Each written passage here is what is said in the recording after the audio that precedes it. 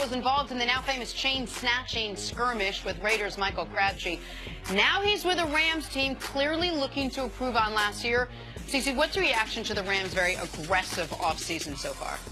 It's a good indicator of what style they're going to try to play. Marcus Perters, what does he do best? Play bump and run. Talib, what has he made his name in the National Football League? It's playing bump and run. I think the key was one of the things, Nick, we talked about earlier.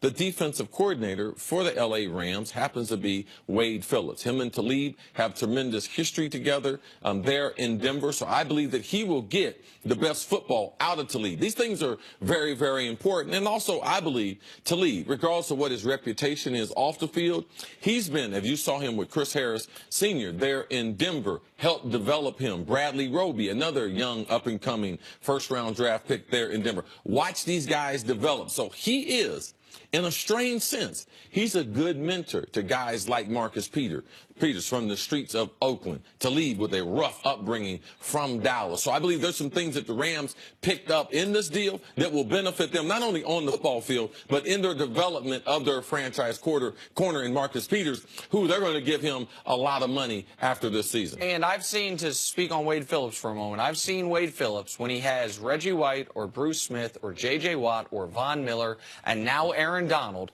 all those guys, D linemen except for Von Miller, but all front seven, stud, all-pro, star, few of those guys, best in the history of their position type of players. Not only get the most out of those guys, but do a lot with much less talented corner than he now has. You've got Aaron Donald, the single best interior defensive lineman in the league, to go along with Perters and Talib. How good have they been over the last few years? Since Perters came into the league, no player is allowing a lower passer rating against. Aqib Talib is 5th on that list. So much like when Denver had the dominant defense of Talib and Harris, where Talib was the better player, Harris was the secondary player. I think now Perters can be the better player and Talib the secondary corner. And Cece, it speaks to me that the Rams, even with that young head coach, even with the scrutiny of being in Los Angeles, they are not concerned about what I would consider some of the nonsense that my hometown Kansas City Chiefs were concerned with Marcus Perters, that we see some other teams across the league worried about. They are asking themselves this question: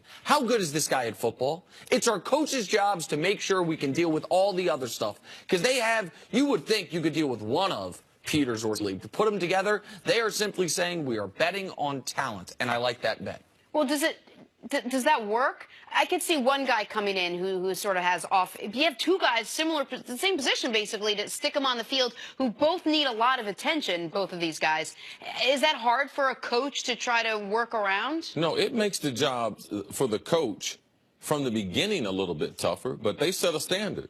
McVay put it out there. He said, our players know what we expect them to do. That's a legitimate question, though, Jenna. The reason why it's not a huge concern is because if they're playing man-to-man, football is the ultimate team sport, but there's a lot of individuality. And when they're playing man-to-man and they're cornerbacks, they're not dependent on their teammates for a lot of things. So outside of team discipline, if these guys do their job, which Talib did and did at a high level, the reason why Denver won was because of what he did. The reason why Kansas City had the defense they had was because players like Marcus Perters, he is a phenomenal cover guy. So because the position they play, I think that individuality, right, it is not a huge impact on the team. But it's more important that Talib, that he does the right things, because his influence on Marcus Perters, it will be felt. Here's the most important thing. You know who the Rams play this year?